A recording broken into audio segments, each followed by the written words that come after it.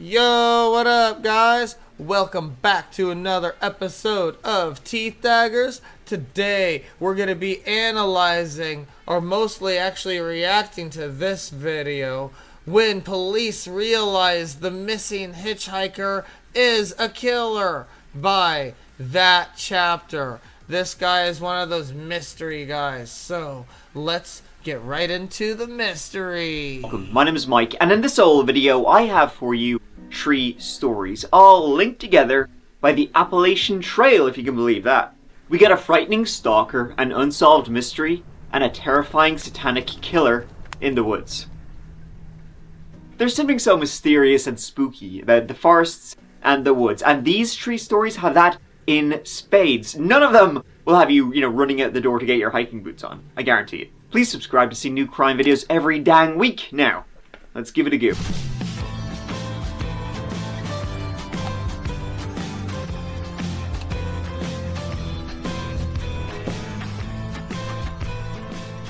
In May 2019, 4 hikers were going along the Appalachian Trail. This was in western, regular Virginia, in the George Washington and Jefferson National Forests. They were setting up camp there, the 4, that evening. They were all strangers to each other, or had been. But they began bonding with each other, getting to know each other, and that night they were setting up camp together. And they would be linked together forever by what happened. See, as they had been hiking, they all had separately heard rumors of this strange and dangerous guy who had been in the area. No one knew who he was or what his story was, just that you'd rather not bump into him if possible. They knew his name was Sovereign, which was this guy's trail name. When hiking the trail, everybody gets their own, trail name. That's what you're known by. You can't pick your own trail name. You have to be given it by, some habit you have. This guy, it appears, had picked Sovereign himself, and by how he was acting, nobody's going to argue with him. For example, of those 4 camping there that night, one was named Stronghold. Real name Ron Sanchez. So I'm so confused. So did they know about this guy out there in the woods with them? And what is with this thing with trail names that you can't choose it yourself? Like, who else is out there in the woods? Is this like a whole thing that I don't know about, or campers know everybody in the camping world and they're like, hey, you are a little squash man. You're squash man. You like to squash the beef and you like squash. And so you're little squash. And then what if he's like, no, I don't like that name. They're like, I don't get this whole, what is he talking about? This whole trail name thing. I love this guy, but it makes it kind of like a funny topic. So this is not supposed to be a funny video, you know what I mean? And so that's my first analysis. Ron was a military veteran. He had done 3 tours in Iraq. And after returning from the last one, he would say he was in a very dark place. Okay, let's see if the trail names matter. Let's see if they end up mattering. As a combat engineer, he had suffered some major injuries to his knees and his back, and he had witnessed some of his close friends getting hurt and even killed. He was discharged from the military in 2011, after 17 years, and he was diagnosed with PTSD and major depression. He was really going through the ringer. He found it hard to leave his apartment, he avoided people, and things were getting worse and worse until, big dogs, he found strength through walking. First just down to the store, then going fishing. He met his girlfriend on a hike in Arkansas, and now in 2019 he was determined to undertake the Appalachian Trail. He wanted the solitude and oh, that's why, because it's like intense trail hiking. Oh, so it is. Oh, I get it. So it's like there's events where it's like big, like 3-day hikes across the Appalachian Mountains. And I get why they would have actually trail names and stuff. And there would like lots of people, but only very few passed the test. he needed a place to think. And so in January of that year he set out from the southern end of the Appalachian Trail in Georgia. He actually ended up quitting, thrown in the towel midway, but after a few weeks back home in Oklahoma, he was like, See? A few people only passed the test. Can't get it out of my head, I need to get back there and finish this. He was a lad who saw things through, fair play to him. He was feeling, for the first time in years, optimistic and hopeful, ready to talk about, the things he had been through and heal. Another member of that four-person group was Kirby Morell, aka Turk. Kirby was from Canada, and she was calling her husband the entire time she was hiking by herself. She had just finished her master's thesis about sea lettuce, if you can believe that, and, like Ron, she too was hiking back north, planning to make it all the way to Maine before returning home. She'd been hiking for a few months at this stage, but she'd actually ran into trouble just a few days earlier when a black bear stole all her food, and she too had been hearing reports about Sovereign stalking the area. See, these whispers had been passed amongst the hikers, going back and forth, saying, hey, listen, good luck to you, but just beware, there's like a really strange, weird guy out there. He seems, a bit cuckoo. Hikers would say he was a crazy sumbitch who was hissing at them, saying, he was going to kill them, asking if they wanted to die, brandishing a big fuck-off machete. He was saying he was captain of the hit squad. Fair play. In fact, on May 10th, she'd been eating at a diner near the trail, and looking at the window, she saw him. Images of him had been circulating on hikers' groups on What? Oh, okay. I was just about to say, but he said it before I could say it. I was about to say, how did she know that was him? But then, it's because images, he was just about to say, images have been circulating, and then she saw him. Social media. She even wrote in the trail register of the diner, I totally just saw Sovereign heading Nobo, northbound, from the window here. Beware, guys. 4 be advised, we received several calls about a male subject. They can't call the cops just because he's wandering around and there's rumors about him. Goes by the name of Sovereign. Then, after she left that diner, just a couple hours back on the trail, guess what? She met him. He was there with his dog, and Kirby, or Turk as her trail name was, she would say she went full Canadian. She was just like the nicest person ever. She was showering him with compliments, just saying, oh, you're just great, that, all that kind of stuff. Just making sure he, doesn't have any excuse to lose the rag. They parted ways, and then later Kirby bumped into Ron. They started hiking together, and they met up with 2 other hikers. They decided to all camp together. They were sitting there shooting the shit, telling good ones. And then, who stumbles into their camp but Sovereign? Yeah, so they all did know that there was this creepy guy there, and they all still went hiking. What the hell? He himself decided to camp nearby. He put dental floss all up around his camp. He was leaving his shit all over the place, and he was just there with his guitar, singing, acting, they would say, extremely unstable.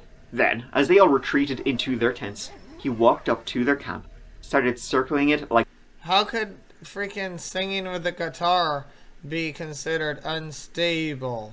Like a shark, threatening to pour gasoline over their tents and burn them alive. It was around midnight with Sovereign... Oh, that's the crazy part. Not the singing with the guitar part, though. What the hell? Just there the entire time whispering into their tents about what he was going to do to them, that they all decided, okay, yeah, time to go. They began packing up when Sovereign approached them with a machete. Now, 2 of the campers at this point said, we're out. They booked it into the woods. But Ron, Stronghold, he wasn't going to run. He tried to reason with him, but there's no talking with Crazy, and Sovereign began slashing and stabbing at Ron. Oh, jeez. That should have been the end of it right there, then. Where's the twist in this? 6 minutes in, mystery solved. Kirby was watching this horrified by what Sovereign was doing to Ron. She then booked it herself. She began sprinting through the woods, but as she was running, she could hear Sovereign chasing her, getting closer and closer. And eventually, Kirby decided she couldn't run anymore. She turned around to face him. She put her hands up to surrender when he jumped on top of her with the machete. Sovereign's real name was James Jordan. James grew up on Cape Cod in a very poor area. His dad died of an overdose when he was just 6 years old, and his mom was a heavy drinker. He had mental health issues from Jump Street, and crime was always a part of his life. He refused counseling, he would steal, he would destroy. He went between Vermont and Cape Cod, selling drugs, and eventually began hitching further afield, sleeping in the woods. Though the arrests were never far away, usually related to his mental health, walking down the road naked, that kind of stuff. Eventually, he ended up on the trail. He, in fact, had been arrested 2 weeks before this incident, after hikers reported the threats he was making. Police confiscated a 17-inch knife and charged him with drug and alcohol offenses, but he was released on probation after a week. He goes by the name Sovereign on the trail. A report said he was slurring his words, carrying drugs, and also a 20-inch knife. And he went back to the trail. A Facebook post just a few days before the incident shows he was not in great form. Just got free from my 7 years, got being scrambled. I'm the king of the Get 'em squad. I got a clear hall pass, 7 hammers, Jay Gutter just touched down and got home. We were free and we're going to release every POW they took from my state. Bid homies, okay, it just keeps going on and on and on. Yeah, that's intense. I don't even know it. This, my homie psychic team. Homie, I was for you.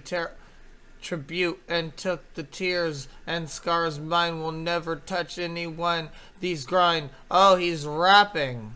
This guy just doesn't get that he's rapping. I get it, though. And he's just not good at organizing his rap.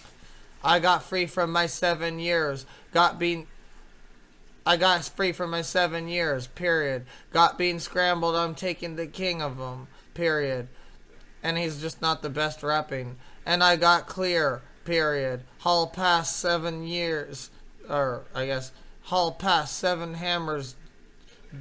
Oh, this is the part where he's going all fast. Hall pass 7 hammers, Jay Gutters just touched down and go. We free and we are going to release every plow they took from all our homies. They're coming home. My psychic team, they are coming home for you, and the tribute took the tears and scars. Mine will never go. Touchdown any one thing. Grind. See, never mind and grind. And see, he has the rhymes. He's just not good at organizing his song. He's rapping here. He's actually not blabbering. He's rapping. He's like freestyle rapping, but he just wrote it down. And he thinks he's profound. So it's like a bad combo. And it makes it look like he's rambling. But he's definitely rapping. I can see it. The 2 hikers who ran immediately, they were the ones who made it. They called 911 and they alerted the authorities about what had just happened here. The police, or a tactical team, they raced to the scene as quickly as they could, which was a 5-mile hike through the woods to get to the trail of where this had happened. Right, and as they were hiking, they came across another tent. Inside were 2 other campers who had heard what had just happened. They had heard the screaming and the shouting and the people running, and they were terrified. As you can imagine, they were in there terrified, hearing blood-curdling screams in the middle of the night. They were too afraid to even leave their tents. The police went, checked on them. As I said, they were scared, but they were fine. The police then continued walking towards where this incident happened, and as they did, they turned, they looked in a bush near where this tent was. They saw a man crouching in there. It was James Jordan. He had been stalking these 2 people as well. He was covered in blood, and he had a big knife in his hand.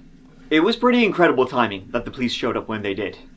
And James Jordan, he surrendered to the police peacefully. 30-year-old Jim Jordan now under arrest in Virginia after allegedly attacking a couple on the Appalachian Trail.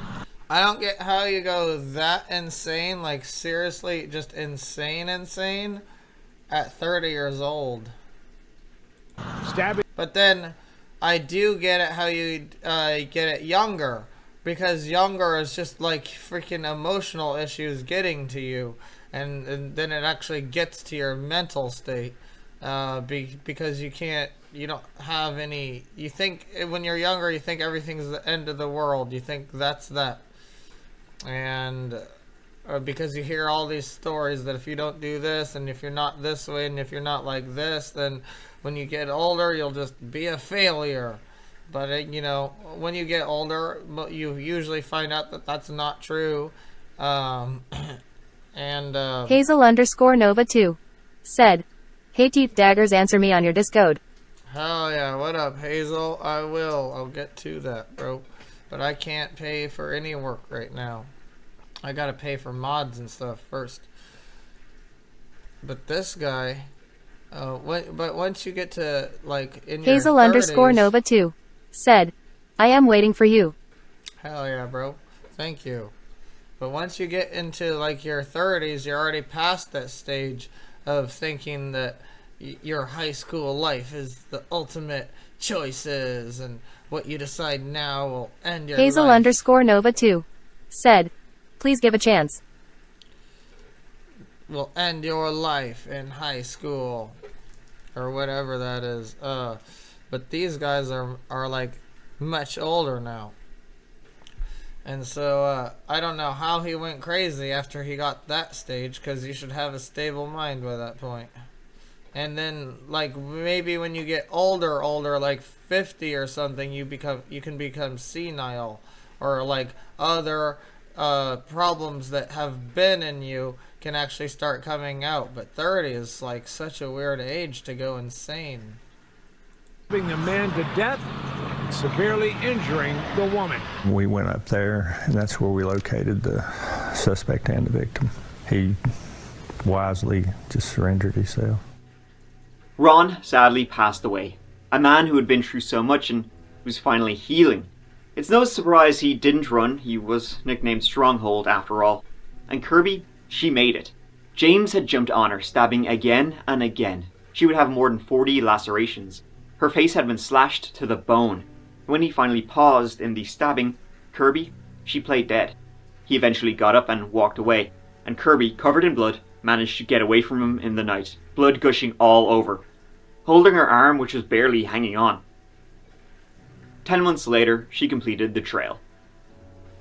As for James Jordan, he was later found not guilty by reason of insanity. He was committed to a psychiatric institution and won't see the light of day until the court agrees he is no longer a risk to society. You know, it can be hard to track killers on the trail. It was kind of just like pure luck that the police actually bumped into James Jordan, or Sovereign, when they did, right before he was most likely going to attack other campers. Literally with our next story. On the morning of August 12th, 2011, a group of hikers were hiking through the exact same forest Sovereign was. Yes, the George Washington and Jefferson National Forests. This was a fair bit away from that incident, but this would be no less shocking. See, a few miles into their trek, they stumbled across something half buried in the dirt. They noticed at first by the smell. The smell of decaying flesh. Getting closer, they saw what looked like a person, half buried in the undergrowth and the dirt. They called the police. It was determined to be the body of an adult male, and the medical examiner would later identify the body being that of Scott Lilly, 30 years of age, from South Bend, Indiana. They were able to determine he had been dead for about 12 days, give or take, by the time his half-buried body was found by the hikers. It would also be determined that Scott had been murdered. Asphyxiation by suffocation would be listed as the cause of death. Scott was not an experienced hiker at all. He had started the trail about 2 months before his body was discovered. Stonewall was his trail name. Likely so. How can you have a trail name and like do these trails that are like so intense that you get a trail name and then you're not an experienced hiker? What the hell? And then also, how was that sitting there for so long without an animal eating it? Is there just no animals there? I mean, I'm just trying to think about why the criminal like did this, or like how or why, and what was his thoughts. So, as Scott was a Civil War aficionado, mad for it he was, and so he was named after Stonewall Jackson, a commander of the Confederates. He'd been going south, wasn't intending to do the entire trail. From Maryland to the end of the trail in Georgia was as far as he wanted to go, but he never made it. He had been there alone, and last he had been seen was on July 31st, near a mountain called the Priest, about 15-16 miles from where his body was found. For Scott, this had been a journey of self-discovery, and also to visit some areas of importance during the war. But he ran into someone along the way while he was out there alone. When his mom last spoke to him on the phone, she would say he was so happy. She would say he was the happiest she'd ever heard from him in his life. He was loving it. A lot of Scott's items were missing. A backpack, shoes, a trail handbook. None were found, but maybe had been buried or hidden by the killer.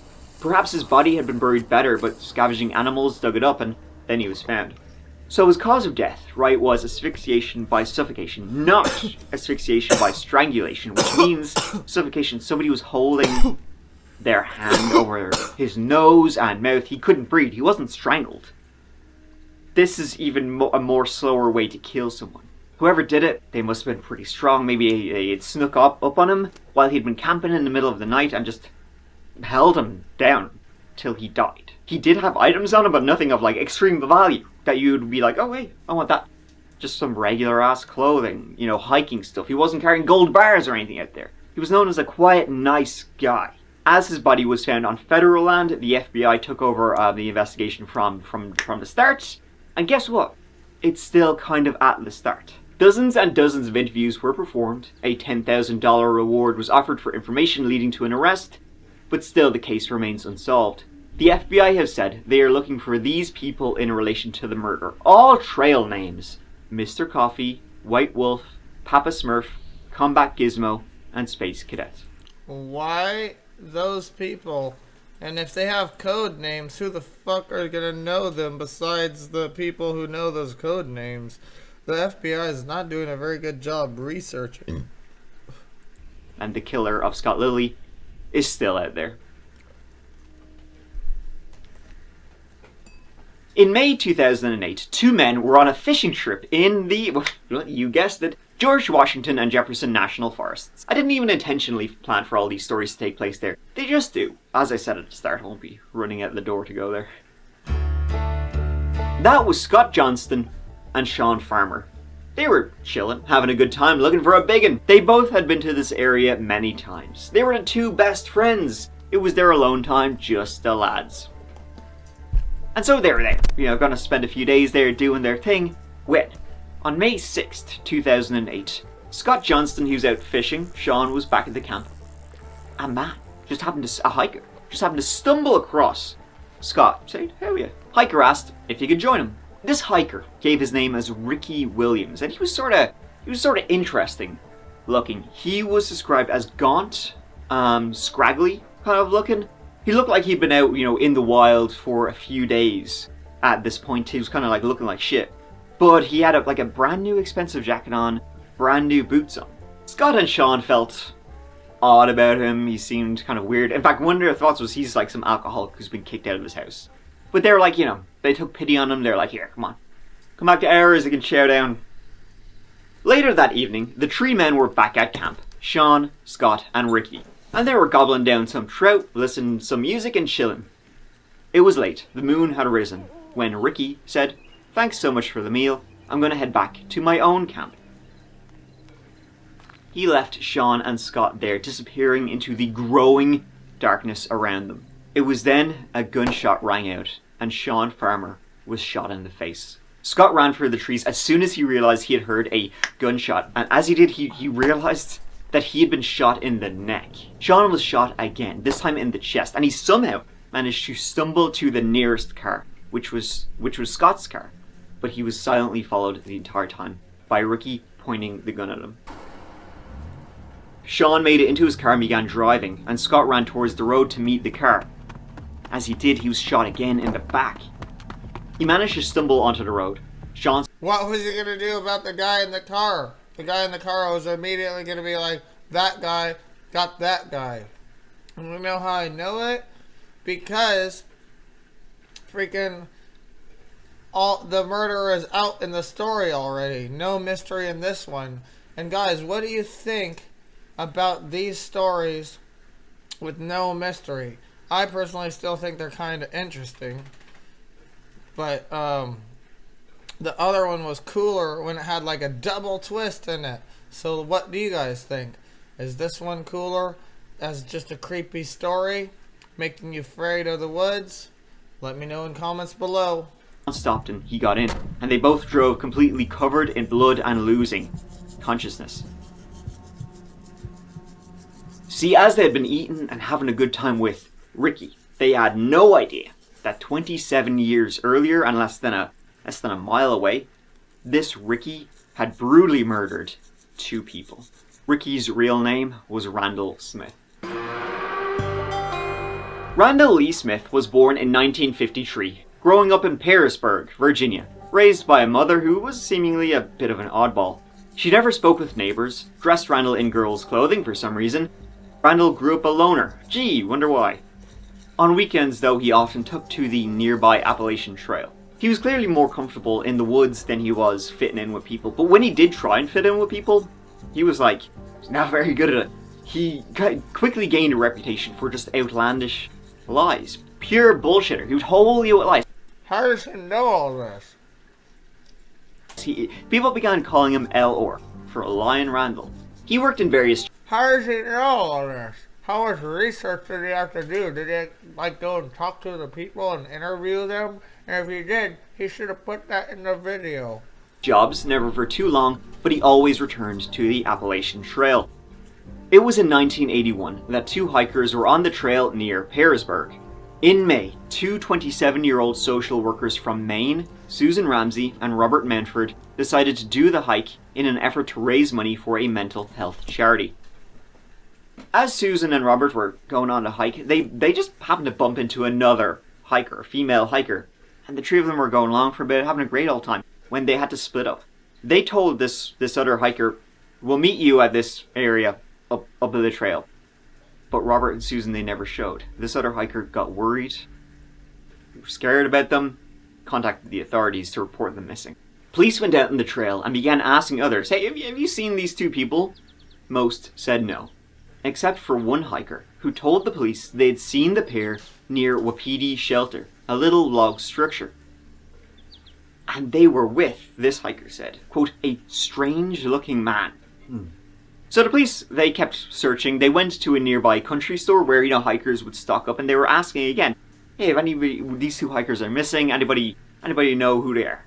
Or where they are?" An employee told the police, "Oh yeah, there's a guy going around saying, yeah, he's heard about these 2 missing hikers, and he knows exactly what had happened to them." They said his name was Lion Randall. But I mean, if his name is Lion Randall, does he really,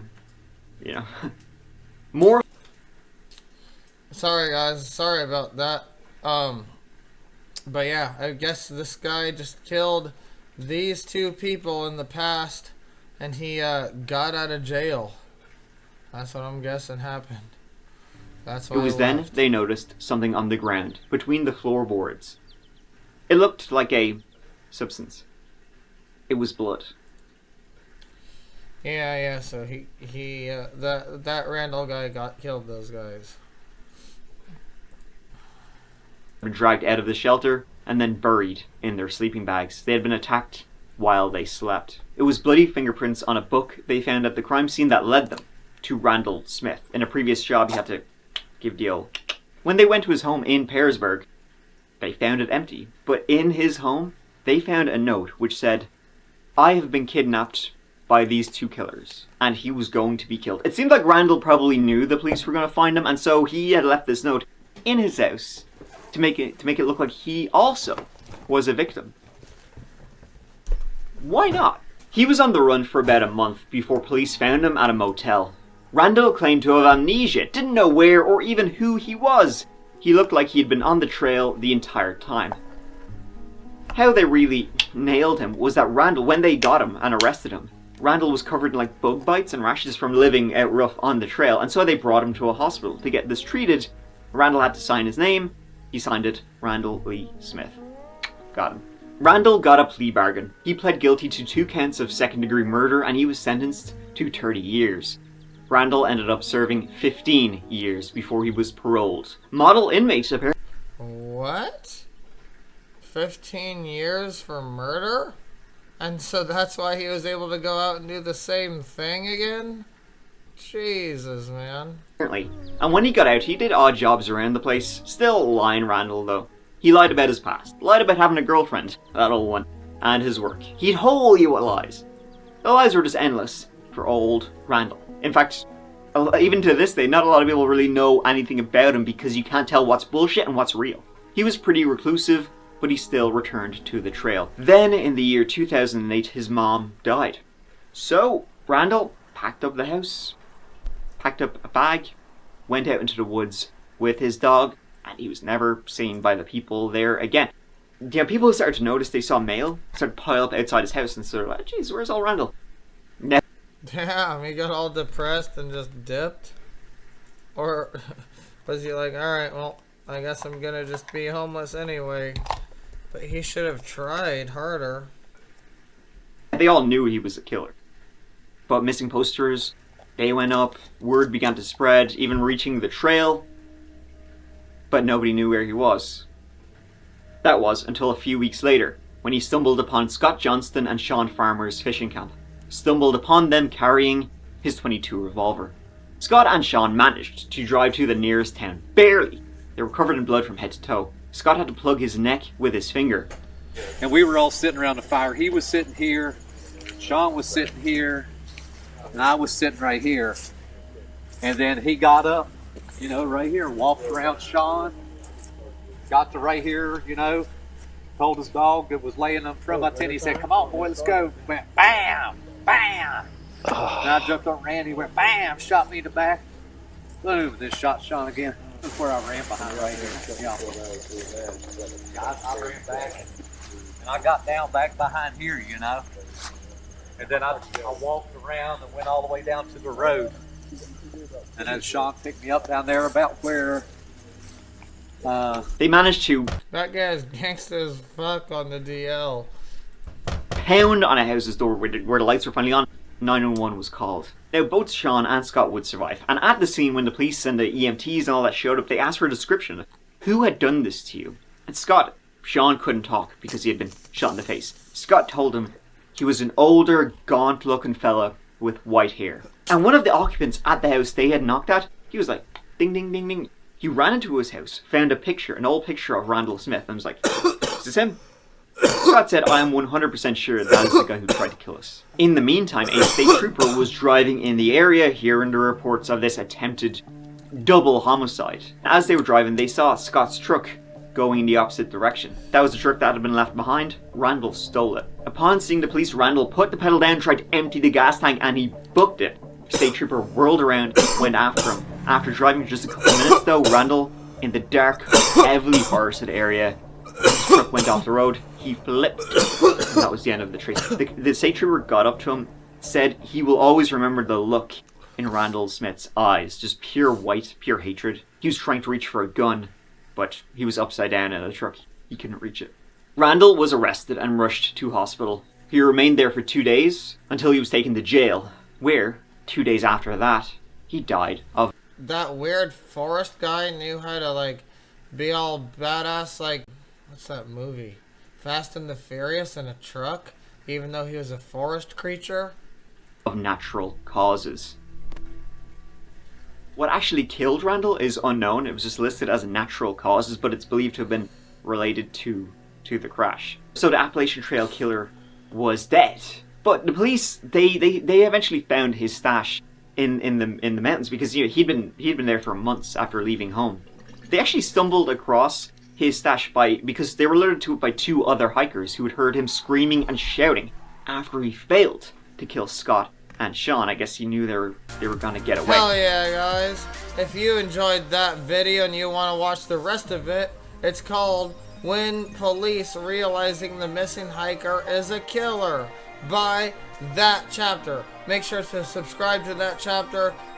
Give it a thumbs up if you liked that video. And if you liked my video analysis, make sure to subscribe below.